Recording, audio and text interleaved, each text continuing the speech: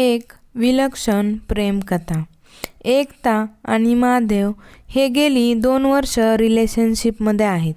दिवसभर वर्कमध्ये असणारा महादेव दररोज संध्याकाळी 9 वाजता तिला फोन करायचा. बोलताना त्याचं सुरुवातीचं एक वाक्य कायम ठरलेलं असायचं, ते म्हणजे हे डिअर, आय लव्ह यू. हे वाक्य ऐकल्याशिवाय एकताला कधी झोप यायची नाही. एकही दिवस तिचा असा गेलेला नसतो की तिचं त्याच्याशी फोनवर बोलणं झालं नाही. एक दिवस सत्याचा सामना करायचा ठरवून महादेव तिला घरी घेऊन गेला आणि त्यांच्या रिलेशनशिपविषयी सगळं सांगितलं. त्याच्या आईवडिलांनी मोठ्या मनाने त्यांच्या लग्नाला परवानगी दिली आणि त्यांना सल्ला दिला की एकदा आपल्या कुलदैवतेला जाऊन या. त्यांनी त्यांचं म्हणणं ऐकून ते कुलदैवतेच्या दर्शनाला गेले. दोघांनी देवाला नमस्कार करून आपली इच्छा देवाजवळ व्यक्त केली. एकताने मनोमनी देवाजवळ मागणं मागितलं की देवा, महादेवाच्या कोणतेही बेस्ट 3 विशेष तू पूर्ण कर. एवढंच मागणं आहे तुझ्याकडे. महादेवनी मागणं मागितलं की देवा, ही जे काही तुझ्याकडे मागते ते तू तिला दे. देवाजवळ आपल्या इच्छा व्यक्त करून ते तिथून निघतात. त्यानंतर एकताचं त्यांच्या घरी येणं जाणं म्हणजे कायमचं होऊन जातं. पण तरीही त्यांचं मोबाईलवरचं बोलणं काही थांबलं नव्हतं.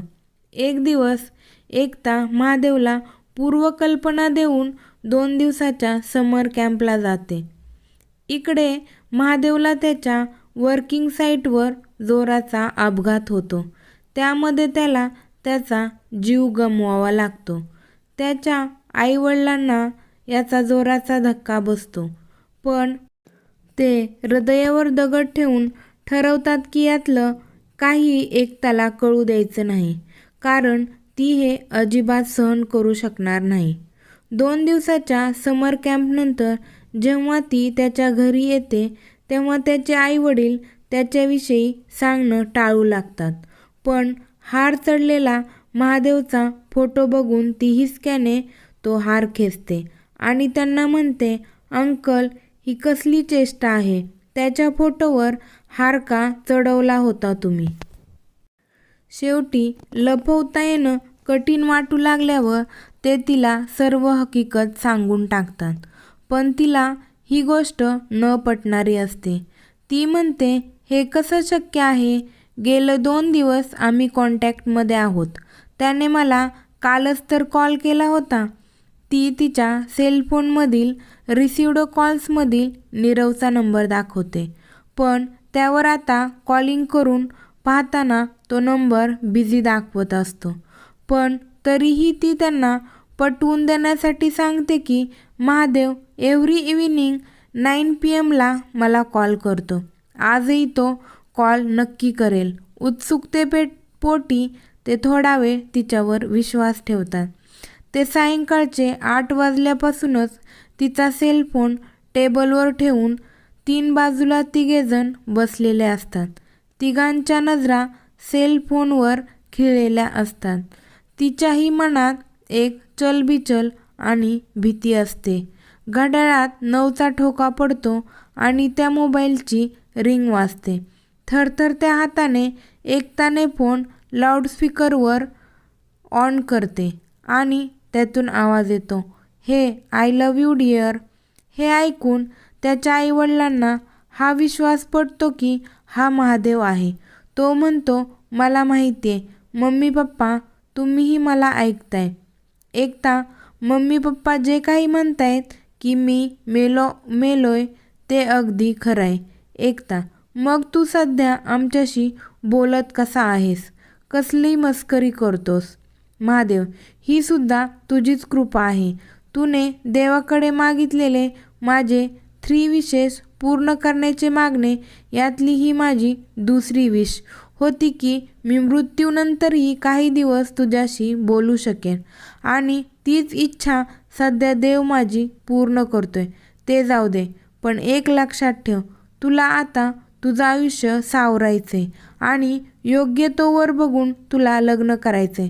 माझ्या आठवणी तू तुझं आयुष्य बर्बाद करू नयेस असं मला वाटतं. अश्रूंनी भिजलेल्या चेहऱ्याने ती म्हणते, ठीक आहे, मी करीन लग्न. पण तुझी पहिली विश काय होती महादेव? अगं ती तर मी मंदिरातच मागितली होती. तू जे मागतेस ते तुला मिळो आणि देवाने तुला दिले. सॉरी, मला जावं लागेल. उद्यापासून मी तुला कॉल करू शकणार नाही. आईवडिलांना तो तिचं लग्न करून देण्यास सांगतो आणि फोन कट करतो. एकताच्या मनातला एक प्रश्न तर अनुत्तरितच राहतो की महादेवची तिसरी विश काय होती. आज एकताचं लग्न होऊन 6 वर्ष झाली.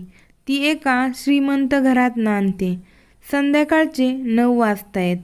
तिच्या मोबाईलची पुन्हा एकदा रिंग वाजते. ती फोन उचलते. हॅलो, कोण? समोरून आवाज येतो, hey I love you dear. Mahadev, हा तूच आहेस? कुठे आहेस तू? कुठे होतास तू? तिच्या एकाही प्रश्नाचं उत्तर तिला मिळत नाही. तिच्या सेलफोनवर पडलेला नंबर ती बघते. तिच्याच बंगल्यातील हॉलमधला लँडलाईनचा नंबर असतो तो. बेडरूममधून बाहेर येऊन ती हॉलमधल्या त्या फोनकडे ती बघते. फोनवर तिचा 3.5 वर्षाचा मुलगा असतो. तो तिच्याकडे बघून हसत असतो. आज तिला कळतं की महादेवने देवाकडे त्याची तिसरी विश कोणती मागितली होती ते.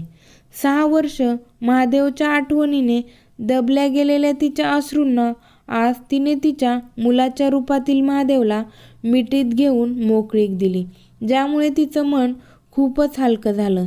मित्रांनो, काही जणांचं प्रेम हे अद्वितीय असतं, जे काही वास्तविकतेच्या खूप पलीकडचं असतं. पण खूप वेळा अशा प्रेमाला त्याचं योग्य स्थान मिळत नाही आणि म्हणून त्याची किंमत कळत नाही. आणि जेव्हा त्याची किंमत आपल्याला कळते तेव्हा त्याची किंमत ठेवण्याइतकी आपल्याला किंमत राहिलेली नसते.